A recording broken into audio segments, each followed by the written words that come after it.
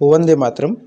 प्रज्ञा पुष्प परिवार द्वारा संचालित संस्कृत कार्यशाला की श्रृंखला में आप सभी का हार्दिक स्वागत है। पिछली वीडियो में हमने वर्णों के उच्चारण स्थानों के विषय में समझा था, वह वीडियो कुछ अधूरी रह गई थी। उसी वीडियो के विषय को हम आगे बढ़ाते हैं।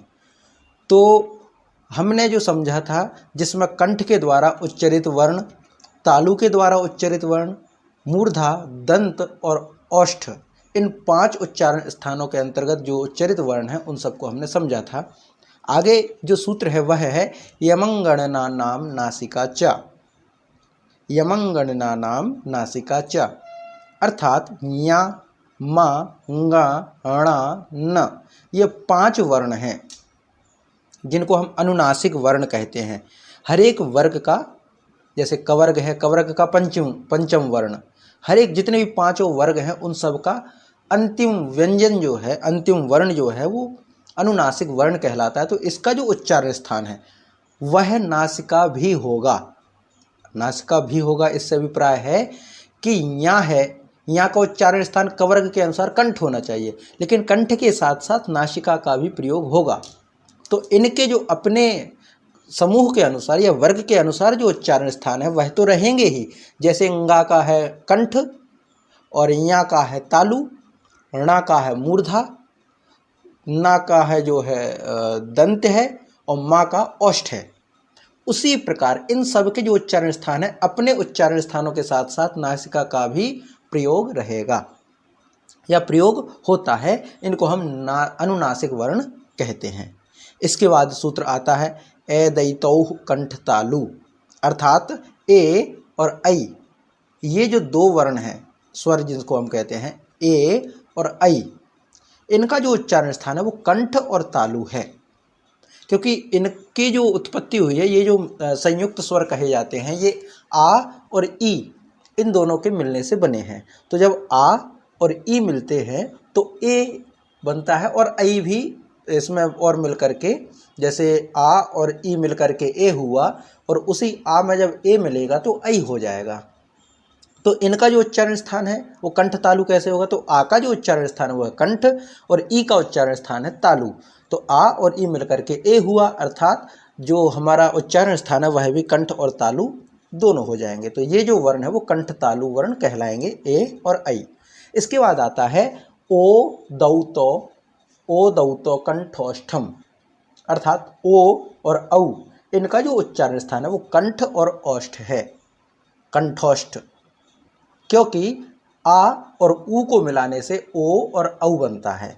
तो आ का उच्चारण स्थान कंठ है और ऊ का उच्चारण स्थान ओठ है। तो आ और ऊ, कंठ और ओष्ठ, इन दोनों को मिलाकर के कंठोष्ठ बनता है, जो कि ओ और औ का उच्चारण स्थान है। इनको हम कंठोष्ठ्य वर्ण कहेंगे। इसके बाद सूत्र आता है वकारस्य दंतोष्ठम।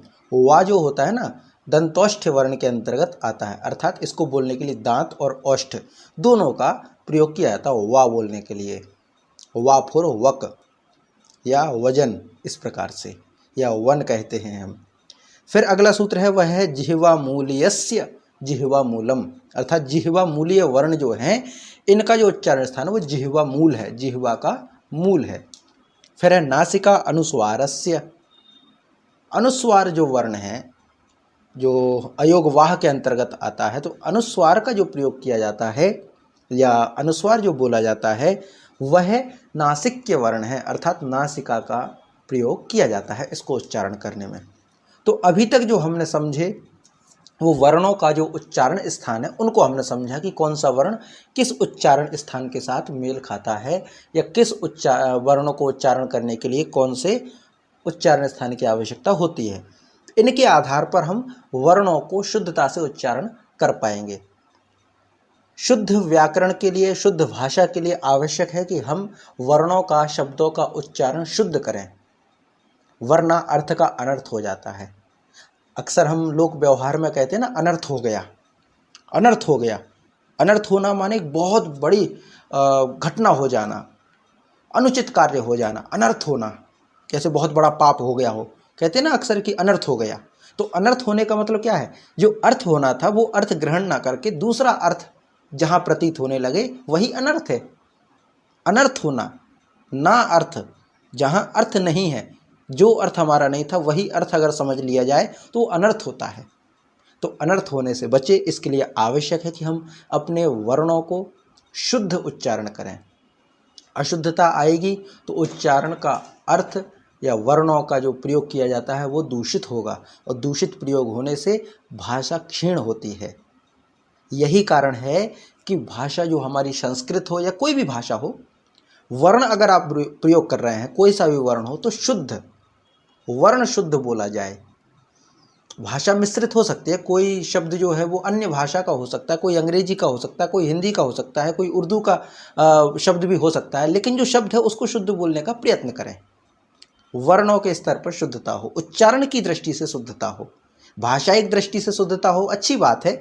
ना कर पाए तो कोई बात नहीं, पर अगर आप उच्चारण को शुद्ध करते हैं तो बहुत बड़ी बात है। अपने उच्चारण को शुद्ध कीजिए। अगर आपको हमारा ये प्रयास अच्छा लग रहा है, आप हमारे इस प्रयास से सहमत हैं, तो आप हमें कमेंट करके बताइए, हमारा मार्गदर्शन कीजिए, हमें कुछ सुझाव दीजिए, ताकि हम ये जान पाएँ कि हमारे द्वारा किया जा रहा जो प्रयास है वो कहीं सफल है या असफल है। हमें इस प्रयास को आगे बढ़ाना चाहिए या फिर यहीं तक इसको विराम देना चाहिए। तो जो भी आपके मन की बातें हों, संस्कृत के प्रति जो हमारा प्रयास किया जा रहा है, इससे आप सभी जुड़ें, और इस आंदोलन को जो जन जन में संस्कृत प्रेषित करने का जो हमारा प्रयास है, इसमें आप सभी सहयोगी बने। यही आपसे अपेक्षा है, यही आपसे आशा है। आपका बहुत बहुत आभार, बहुत बहुत धन्यवाद। नमः संस्कृताय।